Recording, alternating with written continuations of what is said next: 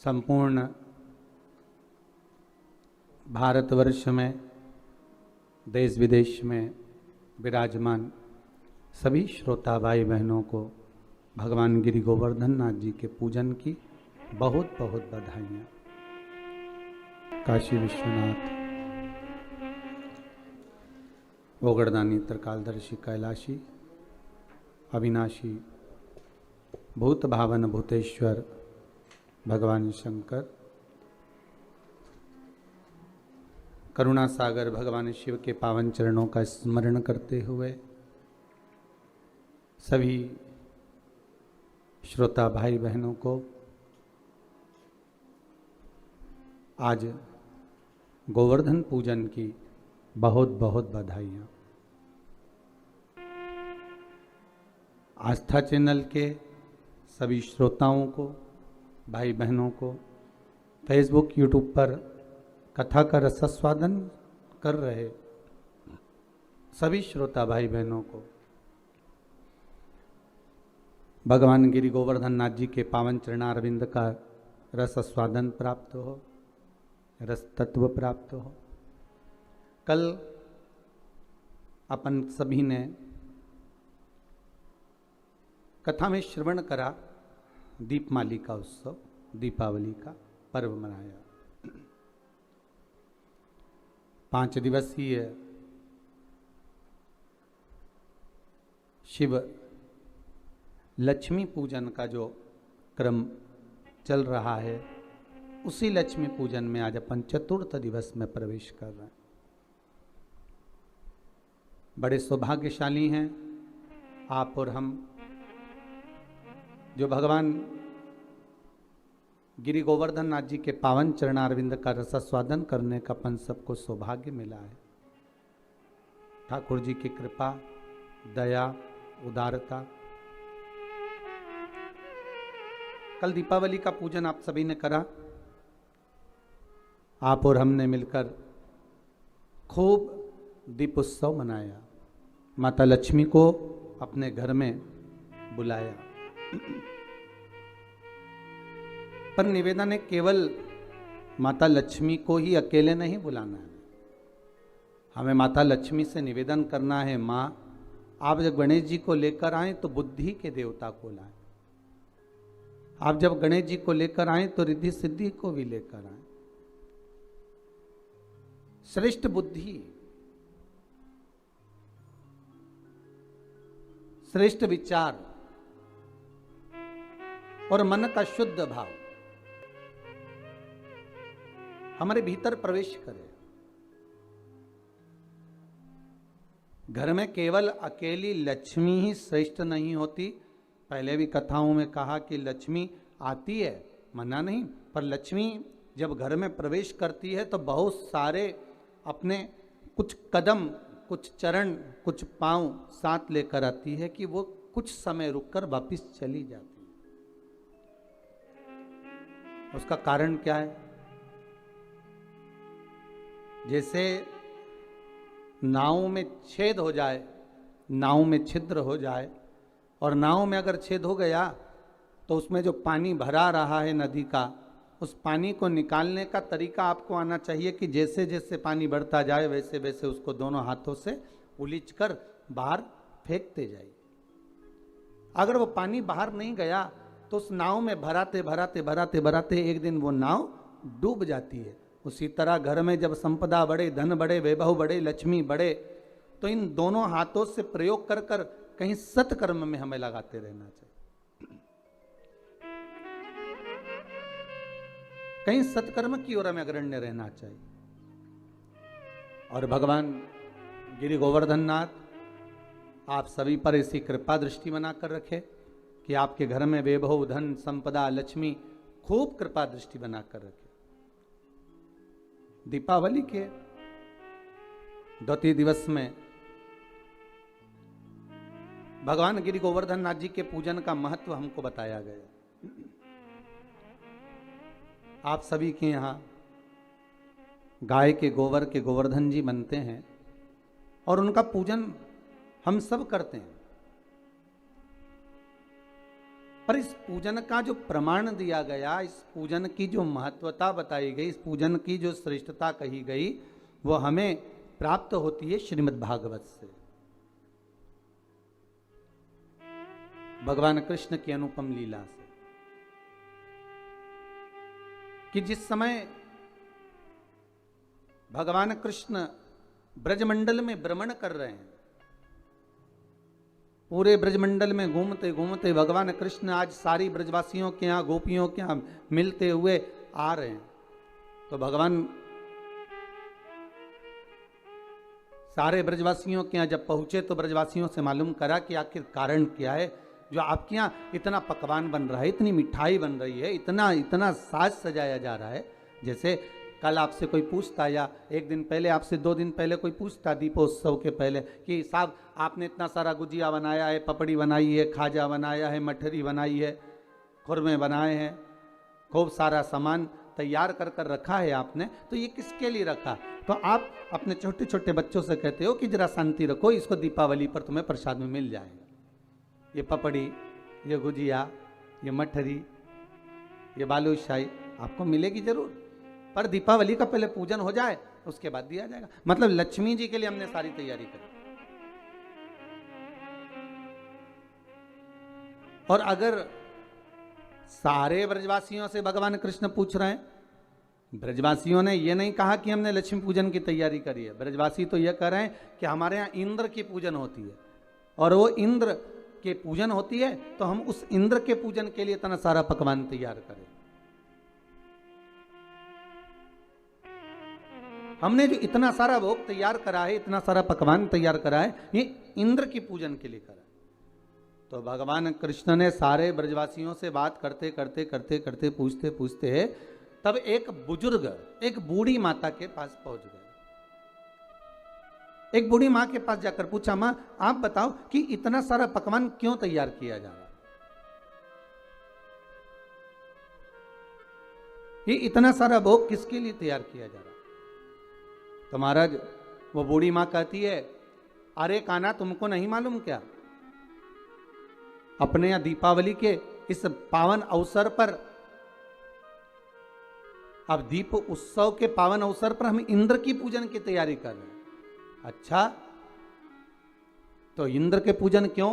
तो कहा वो लक्ष्मी देता है, जल बरसाता है, और जल वृष्टि होती है ना, तो उस जल वृष्टि के बल पर हमें कुछ फसल प्राप्त होती है, चारा प्राप्त होता है, जिससे गौएं चरती हैं, और वो गाय जो चरती है ना, उसका जो दूध मिलता है, उस दूध से हम मक्खन बनाकर अपना यापन करते हैं। भगवान कृष्ण कह रहे हैं, माता जी, ए बूढ़ी मां, अगर देखा जाए तो गौएं तो गोवर्धन पर्वत पर चलती हैं, गौएं तो गोवर्धन पर्वत पर चढ़ती हैं, और वहां की जो दूबा है, घास है, उसी को तो पाती हैं। अरे मां, अगर मान लो गिरी गोवर्धन नाथ नहीं होते, गोवर्धन बाबा नहीं होते, तो तुम्हारी गौओं को भाग कहां से मिलता, और वो दूध कहां से देती, वो मक्खन कहां से देती? मेरे ठाकुर ने इंद्र की पूजन को ये नहीं कि बंद करवाया, मेरे ठाकुर ने तो केवल इतना कहा है कि प्रकृति रहेगी, अगर नदी, तालाब, पहाड़, पर्वत ये रहेंगे तो हमारा भी जीवन यापन सही चलता रहेगा। आज के ज़माने में लोग प्रकृति को काटते जा रहे हैं, पेड़ पौधे काटते जा रहे हैं। आज अभी आपको मालूम होगा कि पूर्व में जो कोरोना महामारी निकली है, उस कोरोना महामारी में ऑक्सीजन की कितनी कमी पड़ी। उसका सबसे बड़ा अगर कहीं नुकसान है तो हमने किया, कोई दूसरे ने नहीं करा। कोरोना महामारी के चलते अगर ऑक्सीजन की कमी पड़ी तो हमारे कारण पड़ी। हमने पेड़ पौधे, जितने बड़े बड़े पेड़ पौधे थे, कॉलोनियां बनाना है, रोड बनाना है, मार्ग बनाना है, ये निर्माण करना है, वो निर्माण करना है, अपने सुख के लिए, अपने साधन के लिए हमने उन वृक्षों को काट दिया, हमने उन वृक्षों को नष्ट कर दिया, हमने उन वृक्षों में आग लगा दी। और अभी भी हम बंद नहीं हुए हैं इन वृक्षों को काटने से, अभी भी हम काट रहे हैं। हमारे नदी नाले तालाब सरोवर जितने भी बने हुए हैं, इन सारे नदी नाले तालाब सरोवर में हमने इतना कचरा पटक दिया, इतना कचरा डाल दिया कि वो नदी नाले अभी तक साफ नहीं हो पाते। सारे अगर हम कर रहे हैं अपना नाश, हम अपने जीवन को नष्ट स्वतः कर रहे हैं, स्वयं कर रहे हैं। क्योंकि प्रकृति है तो हम हैं, और प्रकृति नहीं तो हम भी नहीं। भगवान कृष्ण यही कह रहे हैं, भगवान कृष्ण यही समझा रहे हैं कि मां अगर पूजन करना है तो गोवर्धन नाथ जी का पूजन करने चलो ना। इस गिरिराज पर्वत का, इस गोवर्धन नाथ जी का अपन आनंद से पूजन करें। माता एक बूढ़ी माँ को समझाया, तब यशोदा जी के पास गए और यशोदा मैया के गले में बैया डालकर मेरे ठाकुर जी कह रहे हैं माँ अब आप क्या कर रही हो। माँ कहती है इंद्र के पूजन की तैयारी। माँ इंद्र का पूजन नहीं, गोवर्धन नाथ जी का करो, गिरिराज बाबा का। कौन है गोवर्धन नाथ?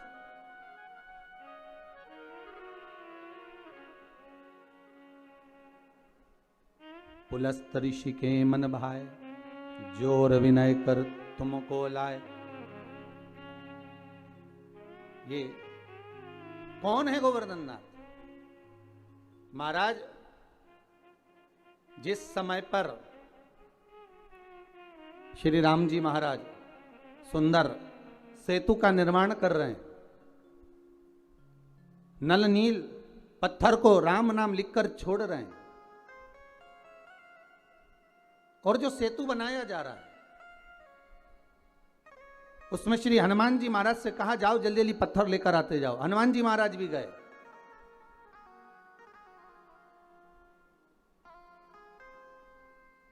महाराज और हनुमान जी महाराज गए और गिरी गोवर्धन नाथ जी को उठाकर लिया है। अब पर्वत को लाते लाते लाते लाते उन्होंने कहा इतना विशाल पर्वत एक ही जगह पर रख दूंगा तो बस वहीं से मार्ग बन जाएगा। पर लाते लाते इतने में सूचना मिल गई कि अब तो इस सेतु का निर्माण हो चुका है, अब सेतु का निर्माण हो गया, अब नहीं लाइए, आप उसको रख दीजिए, जहां से लेकर आ रहे हो वहीं पर रख दीजिए, जहां पर हो वहीं रख दो।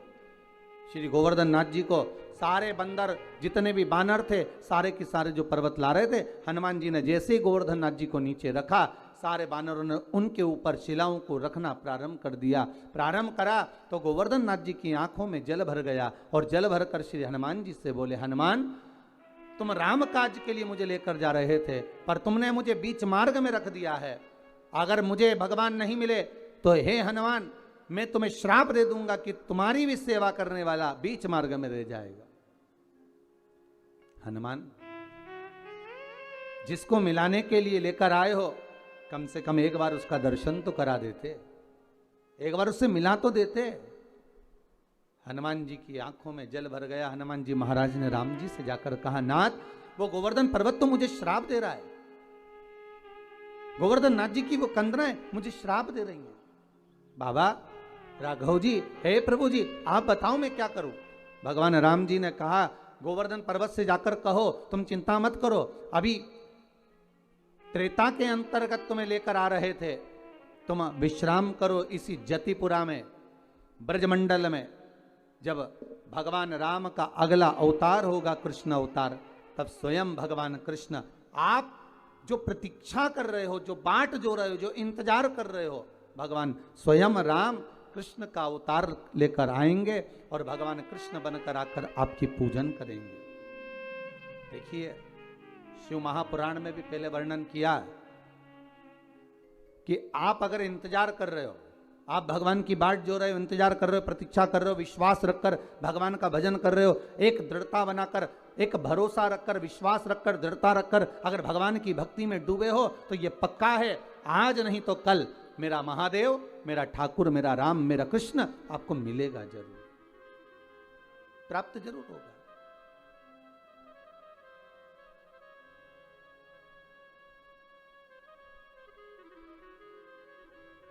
वो मिलेगा जरूर। महाराज उसकी प्राप्ति का केंद्र बिंदु है हमारा विश्वास।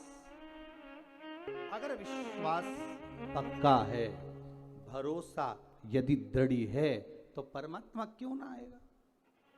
हनुमान जी जाओ गोवर्धन नाथ जी से कहकर आओ, आप इंतजार करना, बाट जोना, प्रतीक्षा करना, राम अगला अवतार लेकर द्वापर में, कृष्ण अवतार में अवश्य आएंगे। और आएंगे तो आएंगे, दर्शन तो मिलेगा ही, साथ में बड़ी कृपा होगी, हम आपकी पूजन भी कर देंगे, स्वयं पूजन करेंगे, बड़ी करुणा हो। जाओ जरा बोलो, ठीक है मां। हनुमान जी पहुंचे गिरिराज बाबा के चरणों में, गोवर्धन, श्री गोवर्धन नाथ, अये गोवर्धन नाथ। गोवर्धन जी बोले आइए हनुमान जी, कैसे आना हुआ? हनुमान जी कहते हैं मैंने पूछ कर आया हूं श्री राघव जी से, श्री राम जी महाराज से आज्ञा लेकर आया हूं, केवल आपको दर्शन नहीं देंगे, मेरे राम जी जब कृष्ण अवतार लेकर आएंगे तब आपकी स्वयं पूजन भी करेंगे। शास्त्र कहता है विश्वास रखने वाला, प्रतीक्षा रखने वाला, दृढ़ता रखने वाले के लिए भगवान केवल खाली हाथ नहीं आते, कुछ ना कुछ देकर ही जाते, कुछ ना कुछ प्रदान करके ही जाते। और मेरे ठाकुर जी ने वही करा। आज मैया यशोदा से मेरे भगवान कह रहे हैं मैया गोवर्धन नाथ जी का पूजन करो। कौन गोवर्धन? अरे जिस पर्वत पर गौएं चरती हैं, जिसका दूध हम प्राप्त करते हैं गौओं का, और उससे माखन बनाकर अपना यापन करते हैं, मां उस गोवर्धन नाथ जी का पूजन करो। कान्हा, लाला, तुझे मालूम है इंद्र की अगर पूजन नहीं करेंगे तो वो कितना क्रोध करेगा? भगवान कहते हैं मैया अगर देवता क्रोध करे तो वो देवता ही नहीं हो सकता, क्योंकि क्रोध तो असुरों में भरा होता है, राक्षसों में भरा होता है। जिसको क्रोध आए वो देवता नहीं हो सकता। अगर संसार के मनुष्य में एक पल के लिए, एक क्षण के लिए अगर गुस्सा आता है तो समझ लेना उसमें थोड़ी देर के लिए राक्षस भरा जाता, असुर भरा गया, एक क्षण के लिए उसकी असुर प्रवृत्ति हो गई। मानव के शरीर में 3 चीजें राक्षसी हैं, पहले नख, दूसरे दांत, और तीसरा मनुष्य के भीतर का क्रोध। मानव के शरीर में ये 3 चीज राक्षसी है।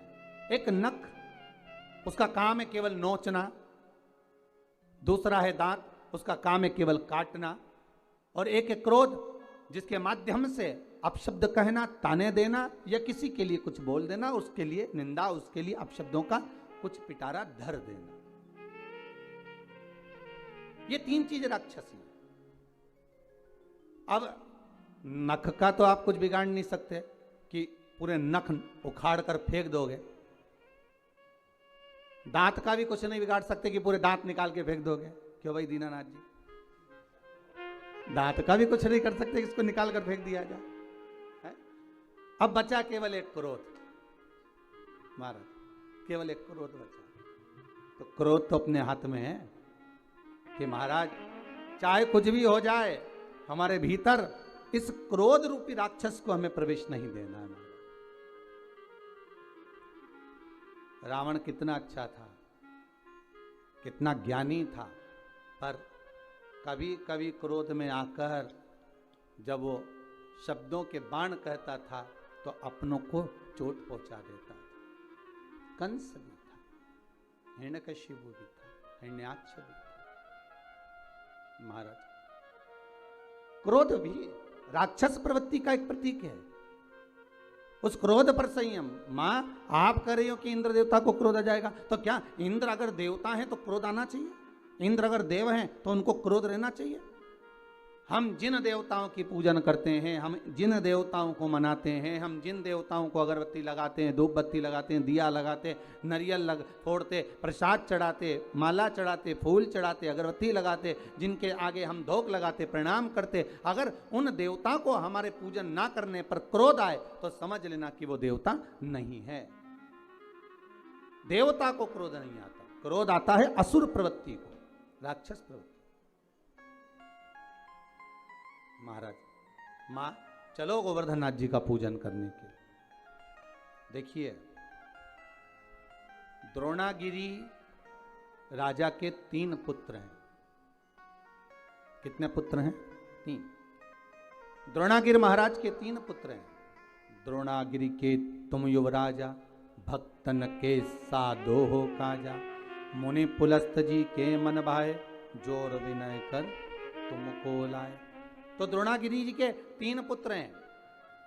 पहले नंबर पर द्रोणार्थ, दूसरे नंबर पर कांतानाथ, तीसरे नंबर पर गोवर्धननाथ। भारत की भूमि के 3 पर्वत ऐसे हैं जिनकी परिक्रमा होती है। पहले द्रोणार्थ जो काशी में विराजना है, काशी जो बसा हुआ है, काशी का जो आनंद है वो द्रोणार्थ के कारण। 5 कोस की काशी महाराज, अगर हम काशी की परिक्रमा करते हैं तो समझ लो वो द्रोणार्थ की ही परिक्रमा है।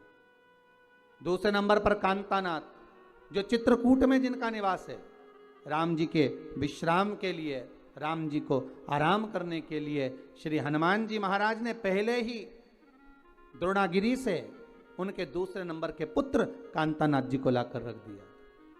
दूसरे नंबर पर है कांतानाथ जिनकी परिक्रमा होती है महाराज 3 कोस की।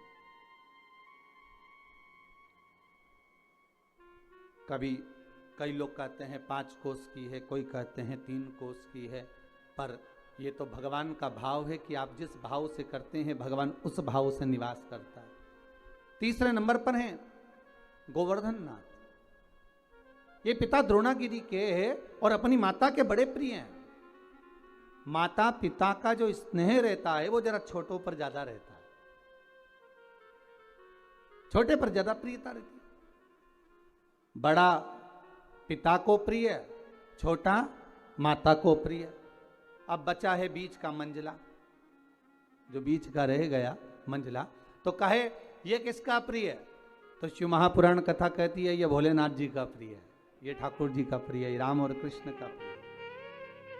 अब द्रोणागिरी ने कहा ये मेरे गोवर्धन नाथ को नहीं दे सकता, पर बहुत प्रयास किया, बहुत निवेदन करा। पुलस्त बाबा माने नहीं, मुझे तप करना है, मुझे साधना करना है, मुझे तप के लिए चाहिए, मैं साधना करूंगा, मैं तप करूंगा, आप मुझे दो गोवर्धन नाथ, ले चलो। गोवर्धन नाथ जी से कहा आप हमारे साथ चलिए।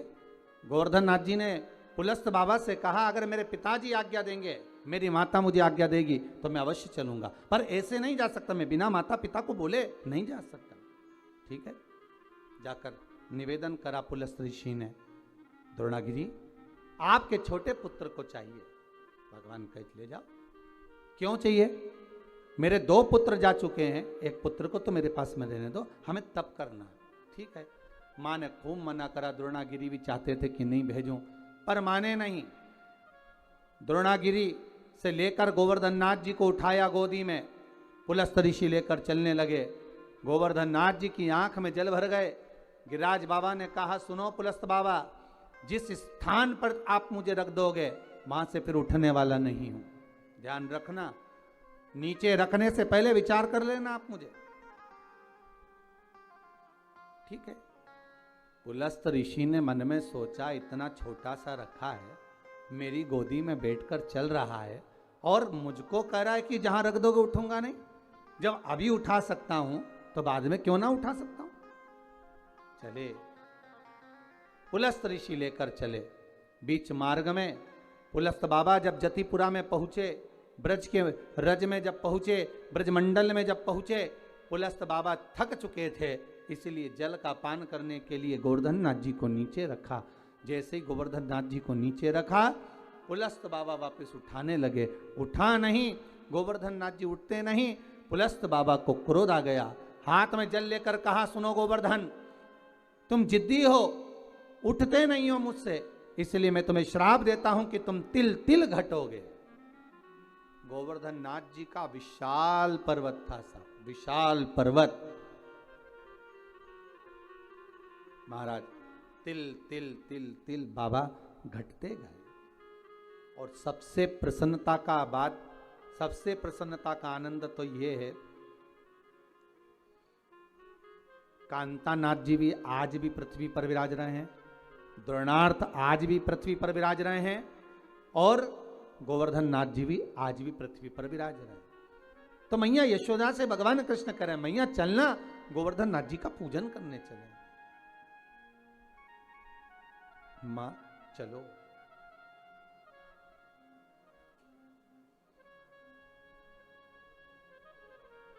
मां चलो गोवर्धन नाथ जी का पूजन करने। मैया ने कहा लाला चलने को तो चल चले, पर पहले नंद बाबा को आन दे, तेरे बाबा आएंगे और वो आज्ञा देंगे तो हम चलेंगे। मैया आप चलो। तो मैया ने सारा साज सजाया, जितना सामान था सब रख लिया, भोजन का जो भी सामग्री सिद्ध हुई थी वो रख ली। चले गिरि गोवर्धन नाथ जी का पूजन करने चले। महाराज मैं तो गोवर्धन को जाऊं मारा वीर, नहीं माने मेरो मनवा। मैं तो गोवर्धन को जाऊं मारा वीर, नहीं माने मेरो मनवा। मैं तो गोवर्धन को जाऊं मारा वीर, नहीं माने मेरो मनवा। मैं तो गोवर्धन को जाऊं मारा वीर, नहीं माने मेरो मनवा। नहीं माने मेरो मनवा, नहीं माने मेरो मनवा। ओ नहीं माने मेरो मनवा, नहीं माने मेरो मनवा। मैं तो गोवर्धन को जाऊं मारा वीर, नहीं माने मेरो मनवा। मैं तो गोवर्धन को जाऊं मारा वीर, नहीं माने मेरो मनवा। मैं तो गोवर्धन को जाऊं मारा वीर, नहीं माने मेरो मनवा। मैं तो गोवर्धन को जाऊं मारा वीर। बोल गिरिराज महाराज की।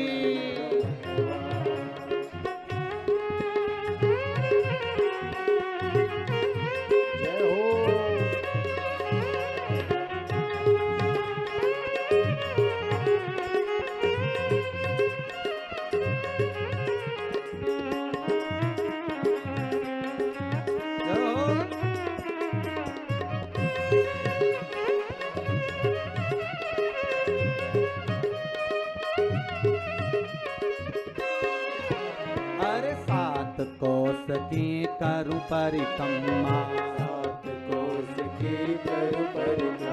ओ सात कोस की करु परिक्रमा, सात कोस की करु परिक्रमा। मैं तो मानसी गंगा नहाऊं मारा वीर, नहीं माने मेरो मनवा।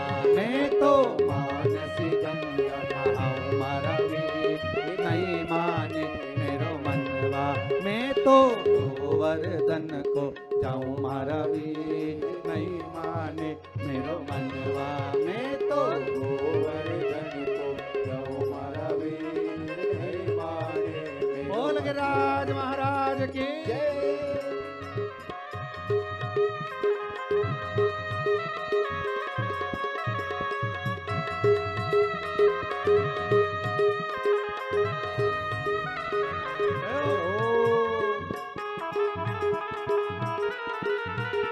राज महाराज की।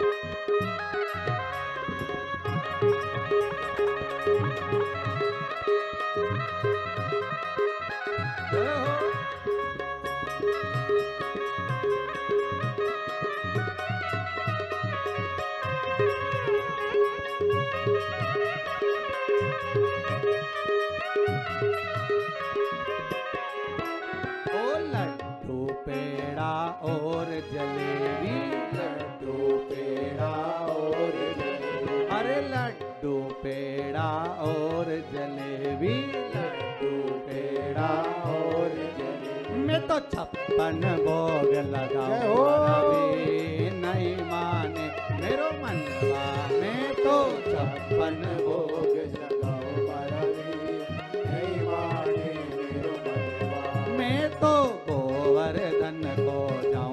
तुम्हारा भी नहीं माने मेरो मनवा। मैं तो गोवर्धन को तुम्हारा भी नहीं माने मेरो मनवा। नहीं माने मेरो मनवा, नहीं माने मेरो मनवा। मैं तो गोवर्धन को जाऊं मारा भी नहीं माने मेरो मनवा। मैं तो गोवर्धन को जाऊं मारा भी नहीं माने मेरो मनवा।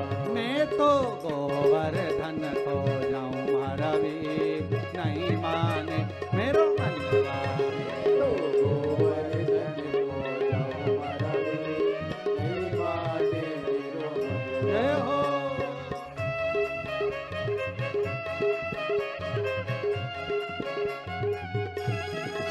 बोल राज महाराज की।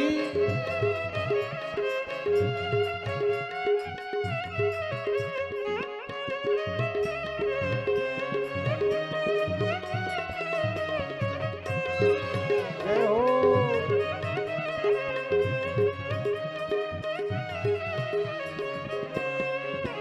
ओ राधा कुंड पे संत बहुत हैं, राधा कुंड पे संत बहुत हैं। ओ राधा कुंड पे संत बहुत हैं। राधा कुंड पे संत बहुत हैं। मैं तो नित नित भोज कराऊं मारा भी नहीं माने मेरो मनवा। मैं तो नित नित भोज कराऊं मारा भी नहीं माने मेरो मनवा। मैं तो गोवर्धन को जाऊं मारा भी नहीं माने मेरो मनवा। मैं तो गोवर्धन को जाऊं मारा भी नहीं माने मेरो मनवा। बोल गिरिराज महाराज की जय। भगवान गोवर्धन नाथ जी के चरणों में माता यशोदा को लेकर, ब्रजवासियों को लेकर भगवान कृष्ण पहुंच गए और गिरिराज बाबा की पूजन करने के लिए बैठ गए।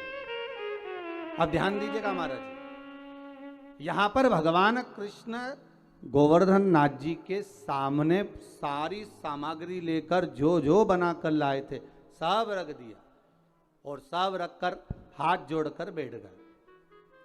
अब भगवान सारे ब्रजवासी आपस में बात कर रहे, इस पत्थर में से कोई देवता निकलेगा, पर्वत में से कोई देवता निकलेगा। अब देवता कैसे निकले? सारे ब्रजवासी बात करने लगे, ये नंद बाबा को छोरा ने तो पूजन करा दी, पर इसमें से कोई देवता निकलेगा ही नहीं। इंद्र होते तो अभी तक खाकर चले जाते, भोजन कर कर चले जाते। जब भगवान प्रकट ही नहीं हो रहे, भगवान कृष्ण ने हाथ जोड़ा, हे गोवर्धन बाबा बड़ी कृपा करिए दयालु दाता, आइए प्रकट होइए, ब्रजवासी आपके लिए इतना सामग्री बनाकर लाए हैं, आप पाइए। भगवान कृष्ण का तो कहना ही था, भगवान कृष्ण का ही एक अंश अवतार गोवर्धन पर्वत में से प्रकट हो गए गिरिराज बाबा। हजारों हाथ कर लिए, भोजन करना प्रारंभ करा। जैसे ही भोजन करना प्रारंभ करा, सारे पात्र खाली होने लगे, ब्रजवासी आपस में बात करने लगे, हे भगवान बड़ा गजब हो गया। इंद्र था तो भोजन करने के बाद थोड़ा छोड़कर भी जाता था, ये तो पूरे की पूरे बर्तन की बर्तन निपटा दे आ रहा है, ये तो सब खाया जा रहा है, सारा पाया जा रहा है। भगवान कृष्ण ने शब्द सुना तो भगवान हाथ जोड़कर बोले, हे गोवर्धन नाथ दादा कृपा करिए बाबा, इन ब्रजवासियों के लिए थोड़ा सा प्रसाद छोड़ दीजिए। गोवर्धन नाथ जी ने आवाज कर कर कहा, आकाशवाणी कर कर कहा, सुनो कृष्ण, इन ब्रजवासियों ने मेरे को खाने से रोका है, इसलिए आज के बाद मैं केवल भाव से जीवने के लिए आऊंगा। और महाराज तब से मेरा गोवर्धन नाथ भाव से जीवते। आप भी अपने घर में जब भोग लगाते हो, एक कटोरी सामग्री बनाकर भगवान के सामने रख दो और एक कटोरी सामग्री बनाकर अलग रख दो। दोनों में जो स्वाद होगा, जो भगवान के सामने रखी है उसका स्वाद अलग होगा, जो अलग से रख दी फ्रिज के ऊपर, फ्रिज के अंदर, उसका कोई स्वाद नहीं है, पर भगवान के सम्मुख में जो पहुंच गई उसका स्वाद बढ़ गया।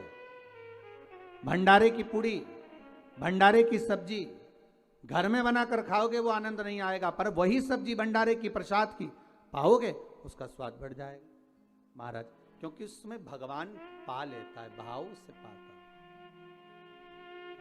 भाव से।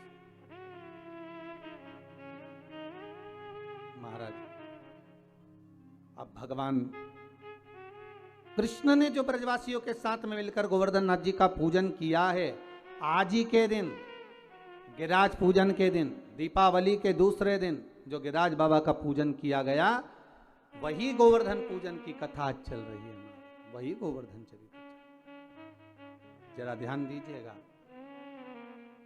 गोवर्धन पूजन के दिन जो भगवान कृष्ण ने ब्रजवासियों के साथ मिलकर भगवान कृष्ण को भोग लगाया, गोवर्धन नाथ जी को भोग लगाया, वो 56 भोग नहीं था, वो अन्नकूट था। इसलिए आज भगवान गोवर्धन नाथ जी का अन्नकूट महोत्सव का एक आनंद है। 3 भोग होते हैं, अन्नकूट, 56 भोग और कुनवाड़ा। महाराज दीपावली के दूसरे दिन जो आप भगवान को भोग लगा रहे हो, ये अन्नकूट है। 56 भोग कब लगे? जब भगवान कृष्ण ने गोवर्धन पर्वत को अपनी उंगली पर लिया, 7 दिवस तक जलवृष्टि हुई। 7 दिवस भगवान पर्वत को अपने उंगली पर धारण कर कर रखे। एक दिन में मेरे श्री जी बाबा को, मेरे ठाकुर को, मेरे कन्हैया को, मेरे कृष्ण को एक दिन में 8 बार भोजन आता है। 7 दिन तक भगवान जब तक गोवर्धन पर्वत को अपनी उंगली पर धारण करके रखे, तब तक भगवान ने कुछ नहीं पाया। और जब 7वां दिन पूर्ण हुआ तो एक दिन में 8 बार भोग लगता था, इसलिए 7 दिन का 8 बार का भोज इकट्ठा करके भगवान के सामने रखा, तो सतवटु 56, ऐसे भगवान के सामने 56 भोग आया। तो आज जो भोग लग रहा है वो अन्नकूट है, वो अन्नकूट है महाराज। तो महाराज जो दीपावली के दूसरे दिन लगा वो अन्नकूट है। पर्वत उठाने के बाद 7 दिन का जो भोज इकट्ठा हुआ वो लगाया, वो 56 भोग है। और भगवान कृष्ण के साथ में सारे ब्रजवासी नंद बाबा के साथ में मिलकर जो भगवान गोवर्धन नाथ जी का प्रति समय पूजन करने जाते थे और जो भगवान को भोग लगाते थे, वो उसको कुनवाड़ा कहा गया। कुनवाड़े का मतलब है कुनवे के साथ, परिवार के साथ में जाकर भगवान को भोग लगाया जाए, वो कुनवाड़ा है, वो कुंजवाड़ा। महाराज सारे ब्रजवासी भगवान का पूजन करा, आ गए। देव ऋषि नारद इंद्रदेव के पास पहुंच गए। महाराज श्रीमन नारायण नारायण नारायण, श्रीमन नारायण नारायण नारायण, श्रीमन नारायण नारायण नारायण, श्रीमन नारायण नारायण नारायण, श्रीमन नारायण नारायण नारायण, श्रीमन नारायण नारायण नारायण, ओ श्रीमन नारायण नारायण नारायण, श्रीमन नारायण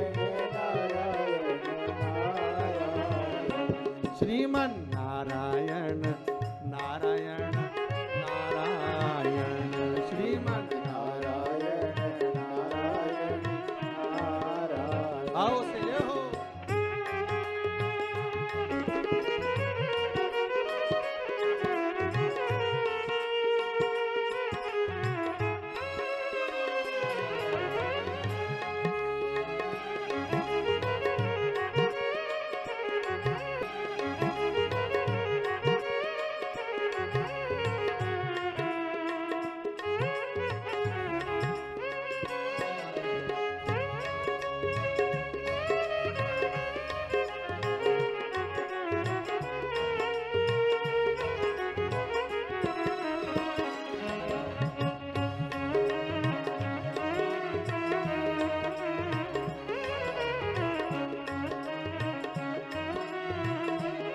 श्री नारद जी महाराज पहुंच गए। नारद जी ने कहा, इंद्रदेव आपको मालूम है पृथ्वी पर आपका पूजन होता था, अब आपका पूजन बंद हो गया, ब्रजवासियों ने बंद कर दिया। किसके कहने पर? कहा नंद बाबा के छोटे से पुत्र के कहने पर तुम्हारा पूजन बंद कर दिया। इंद्र को क्रोध आया, अपार जलवृष्टि कराई, खूब जल, कहते हैं इतना जल गिरवाया और ऐसी मोटी मोटी बूंदें गिरवाई कि गोवर्धन नाथ जी के पत्थर की शिला पर, पर्वत पर आज भी बूंद के निशान हैं जो इंद्र ने बरसवाई। सोचिए, पर्वत पर पानी की बूंद के निशान हैं तो सांसारिक जीव का क्या हुआ होगा। जब क्रोध बरसता है तो ना जाने कितनों को लेकर चला जाता।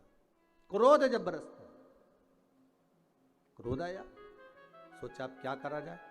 सारे ब्रजवासी भगवान कृष्ण के पास गए। लाला, तूने गोवर्धन नाथ जी का पूजन कराया था, लाला अब बचा ले।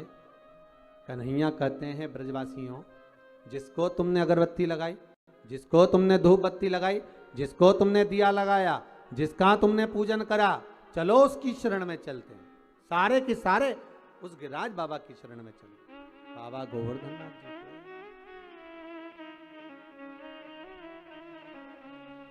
सारे के सारे गिरिराज बाबा की शरण में चले।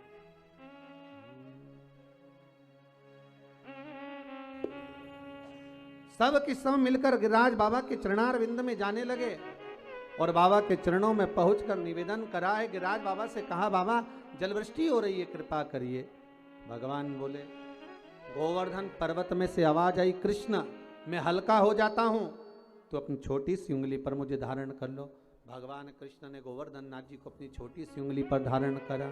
7 दिवस बरखा भारी हुई, तब जाकर इंद्र क्षमा मांगने आए और गोवर्धन नाथ जी को भूमि पर रखकर भगवान कृष्ण ने कहा, गोवर्धन नाथ जी, कली में तुम समदेव ना दूजा, सुर नर मुनि सब करते पूजा।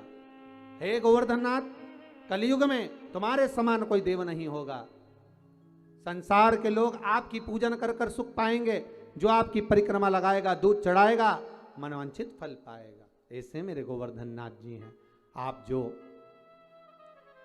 4 दिवसीय, आज चौथा दिवस है लक्ष्मी पूजन का, 3 दिवसीय जो पहले पूजन कर चुके हैं, आज चौथा दिन, जो पूजन की थाली आपने सिक्के रख रखे हैं, उसी पूजन की थाली में जल का छींटा देकर रोली चावल मोली हल्दी से पूजन करना है। लाल पुष्प समर्पित करना है। 7 2 हल्दी की गठान, 2 कमल गट्टे,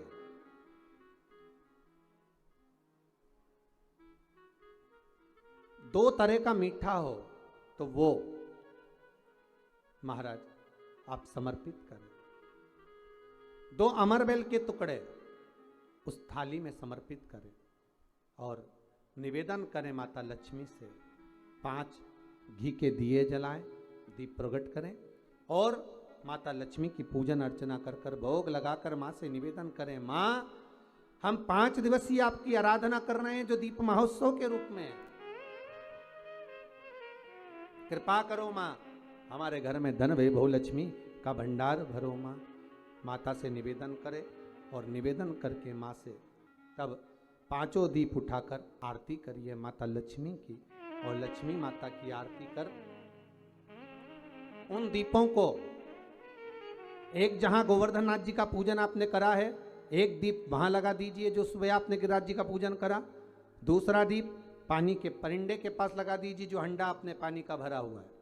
तीसरा दीप घर के हॉल में जो मुख्य द्वार हो उसके पास में, जो मुख्य द्वार हो उसके नजदीक में लगा दीजिए महाराज। चौथा दीप तुलसी के क्यारे के पास लगाइए। 5वां दीप जहां पर माता लक्ष्मी का पूजन करा है वहां पर विराजमान कर दीजिए। ऐसे 5 स्थान पर 5 दियों को रखो। थोड़ी देर द्वार के पास में माता लक्ष्मी का आवाहन करो, माता लक्ष्मी से विनती करो, हे माँ आप हमारे घर में सदा विराजमान रहिए। और बाबा गोवर्धन नाथ जी से, गोवर्धन का मतलब होता है गौ मतलब लक्ष्मी, वर्धन मतलब वृद्धि, जो लक्ष्मी की वृद्धि करने वाले हैं, जो संपदा के देने वाले हैं, लक्ष्मी को प्रदान करने वाले हैं। ऐसे गोवर्धन नाथ बाबा आप हमारे घर में संपदा की वृद्धि करिए, लक्ष्मी की वृद्धि करिए। बाबा से निवेदन करो। महाराज, हे गिरिराज बाबा, तेरी कृपा, तेरी दया, माता लक्ष्मी की हम पूजन कर रहे हैं। ये भाव रखकर गोवर्धन नाथ जी का पूजन कर, स्मरण कर, माता लक्ष्मी का पूजन स्मरण कर। चौथे दिन की जब पूजन पूर्ण हो महाराज, तब अपन अगले दिन 5वें दिवस की पूजन का फिर क्रम लेवेंगे। और कल जब अपन 5वें दिवस की पूजन करेंगे तो उस थाली के सिक्कों को कहाँ रखना है, कैसे उठाना है, कैसे विराजमान करना है, उसका वर्णन कल की कथा में श्रवण करेंगे। कल की कथा में अपन श्रवण करेंगे। भाव भक्ति से आनंद के साथ में आप सब पूरी आस्था चैनल के माध्यम से, फेसबुक, यूट्यूब के माध्यम से जो आप 5 दिवसीय शिव लक्ष्मी पूजन का स्मरण कर रहे हैं और दीपावली का पावन पर्व 5 दिवस का मना रहे हैं, उसकी बहुत बहुत बधाई हो। भगवान भोलेनाथ, कुबेर भंडारी, कुबेरेश्वर महादेव आपके भंडार भर के रखे। भाव से आज गिरिराज पूजन का 4th दिवस यहाँ विराम की ओर ले रहा है। कल 5वें दिवस की कथा का रसोपान करते हुए और पूजन का विश्राम करते हुए माता लक्ष्मी को अपने अपने घरों में विराजमान करेंगे। भाव भक्ति से आनंद करते हुए श्री गोवर्धन महाराज, महाराज तेरे माथे मुकुट विराज रयो। श्री गोवर्धन महाराज, महाराज तेरे माथे मुकुट विराज रयो। श्री गोवर्धन महाराज, महाराज तेरे माथे मुकुट विराज रयो। श्री गोवर्धन महाराज, महाराज तेरे माथे मुकुट विराज रयो। तो पे पान चढ़े, तो पे फूल चढ़े, तो पे पान चढ़े, तो पे चढ़े दूध की धार, ओ धार तेरे माथे मुकुट विराज रयो। श्री गोवर्धन महाराज, महाराज तेरे माथे मुकुट विराज रयो। बोल गिरिराज महाराज की जय। हर हर महादेव। ओम नमः शिवाय। ओम नमः शिवाय। ओम नमः शिवाय।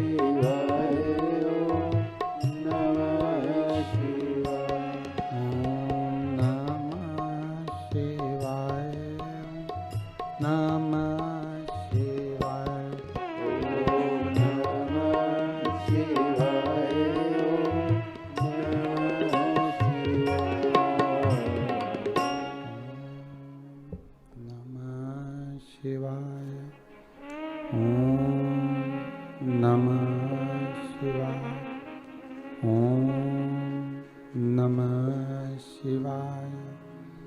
विश्वनाथ भगवान की जय। यदि शरीर मिला है, मनुष्य की देह मिली है, तो मानव का शरीर अगर प्राप्त हुआ है तो हम क्यों ना धर्म से जुड़कर चलें? हम क्यों ना सत्कर्म करें? हम क्यों ना भगवत चर्चा करें? हम क्यों ना भगवत स्मरण करें? अगर मानव का शरीर मिला है तो बड़ी मुश्किल से प्राप्त होता है महाराज।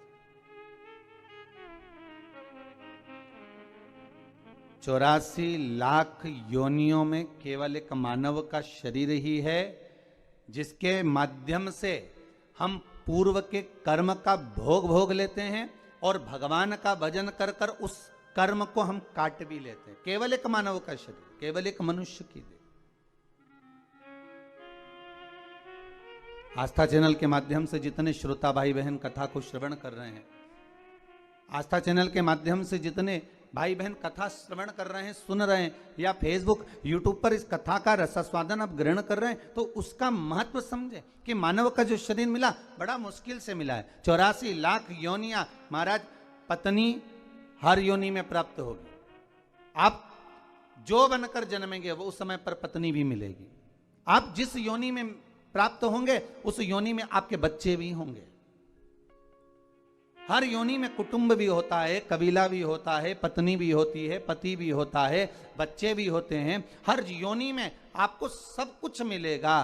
खाने को भी प्राप्त होगा, पानी पीने को भी मिलेगा, आपको रहने के लिए कोई क्वार्टर, कोई घर, जहां अस्तबल आदि जिस योनि में हम हैं उसमें कुछ ना कुछ आपको रहने के लिए भी प्राप्त होगा। पर हर योनि में बच्चे भी मिलेंगे, पत्नी भी मिलेगी, पति भी मिलेगा, कुटुंब कबीला भी मिलेगा, भोजन करने को अन्न भी मिलेगा, या अन्न भाग जो आप खा सकते हो वो मिलेगा, पीने के लिए जल भी मिलेगा, रहने के लिए आपको भवन भी मिलेगा। आप जहां रहने का है वो सब प्राप्त होगा, प्रत्येक योनि में प्राप्त होगा, प्रत्येक योनि में। बस एक चीज प्राप्त नहीं होगी, वो क्या महाराज? भगवान की सेवा, भजन, पूजन, स्मरण और भगवत नाम की चर्चा। इसलिए कलयुग केवल नाम आधारा और सुमर सुमर नर उतरहि पारा। कली काल में नाम की आधारशिला को रखा, इसलिए कहा केवल एक मानव का शरीर है जो कर्म के भोग को भोगते हुए, हमारे कर्म के भोग को मिटाते हुए, भोगते हुए भगवत स्मरण की ओर अग्रण्य बढ़ा देता है, आगे बढ़ा देता है, भगवान के नाम की ओर आगे लेकर चले जाए। महाराज इसलिए शायद कहा कि मिलती है राम नाम की दौलत कभी कभी, मिलती है राम नाम की दौलत कभी कभी, मिलती है राम नाम की दौलत कभी कभी, मिलती है राम नाम सब गाइए। की दौलत कभी कभी, होती है अपने भाग्य से सत्संग कभी कभी, होता है अपने भाग्य से सत्संग कभी कभी, मिलती है राम नाम की दौलत कभी कभी, मिलती है राम नाम की दौलत कभी कभी।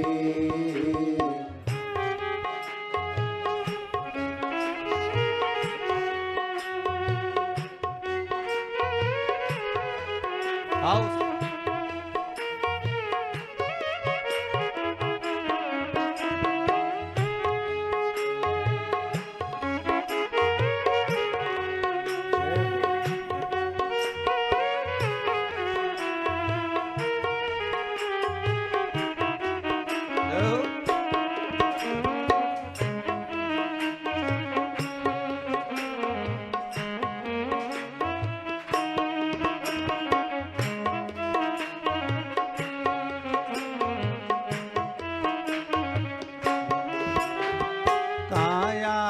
पाके तुम कभी अभिमान ना करो।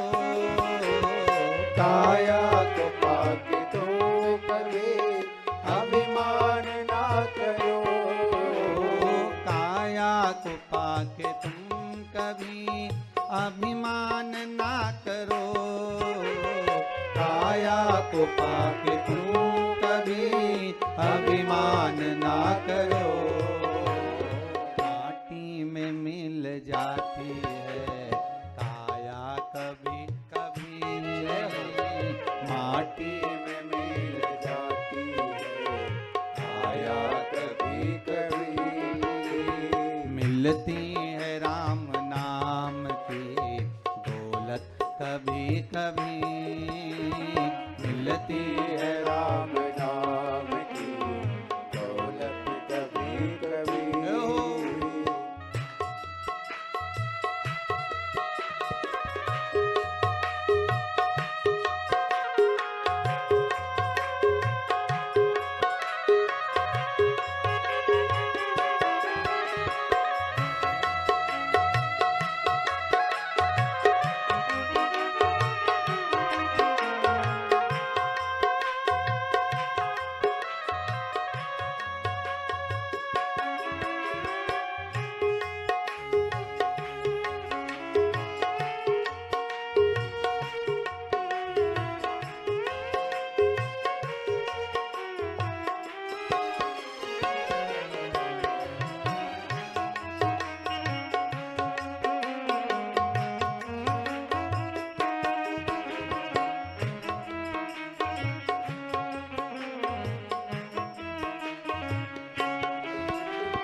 दौलत को पाके तुम कभी अभिमान ना करो। दौलत को पाके तुम कभी अभिमान ना करो। दौलत को पाके तुम कभी अभिमान ना करो। दौलत को पाके तुम कभी अभिमान ना करो। माटी में मिल जाती है दौलत कभी कभी। माटी में मिल जाती है दौलत कभी कभी। मिलती है राम नाम की दौलत कभी कभी। मिलती है राम नाम की दौलत कभी कभी। मिलती है राम नाम की दौलत कभी कभी। मिलती है राम नाम की दौलत कभी कभी। बड़ी मुश्किल से मनुष्य का यदि शरीर मिला है और मानव की देह प्राप्त हुई है तो भगवान का भजन मिलना बड़ा कठिन है। भगवान का स्मरण बड़ा कठिन। सारी योनियों में परिवार, पति पत्नी, बच्चे, कुटुंब, कबीला सब मिलेगा, पर नहीं मिलेगा तो राम नाम, कृष्ण नाम, शिव नाम, भजन, कीर्तन ये नहीं मिलने वाला। ये बड़ा मुश्किल से मिलता है। क्रांतिदेव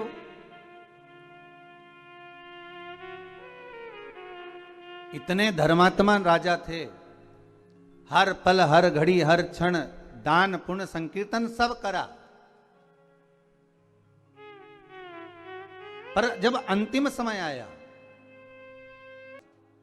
क्रांतिदेव का, जब अंतिम समय आया और यम के दूत आए क्रांतिदेव को बंदी बनाने के लिए, तो क्रांतिदेव ने पूछा आप कौन हो, कहां से आए हो? भगवान का भजन करने वाला, स्मरण करने वाला, भगवत नाम की चर्चा करने वाला, कीर्तन करने वाला, दान पुण्य करने वाला, सत्कर्म करने वाला, भगवत नाम के भजन में डूबने वाला जब अंतिम समय में अपने प्राणों को छोड़ता है, तो महाराज शिव महापुराण की कथा कहती है, हमारे धर्म और शास्त्र कहते हैं, भजन करने वाला जब प्राणों को छोड़ता है तो यम के दूत सामने खड़े रहते हैं और उस जीव को ले जाने का जब समय होता है तब वो यम के दूत से चर्चा भी कर लेता है, बात भी कर लेता है।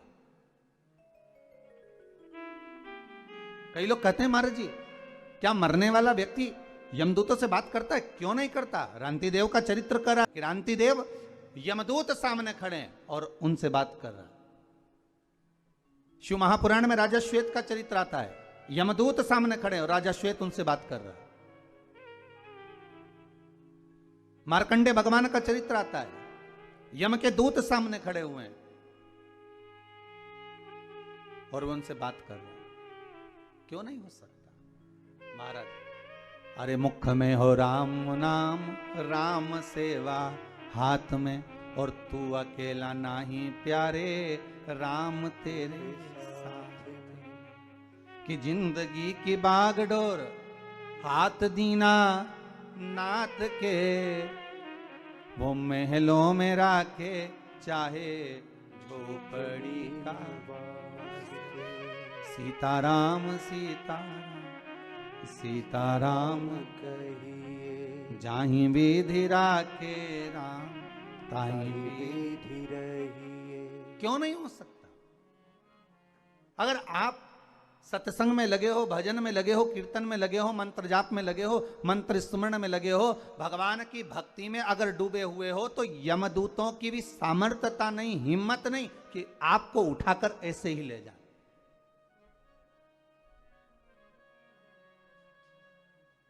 यमदूतों की भी सामर्थ्यता नहीं कि वो आपको उठाकर ले जाएं।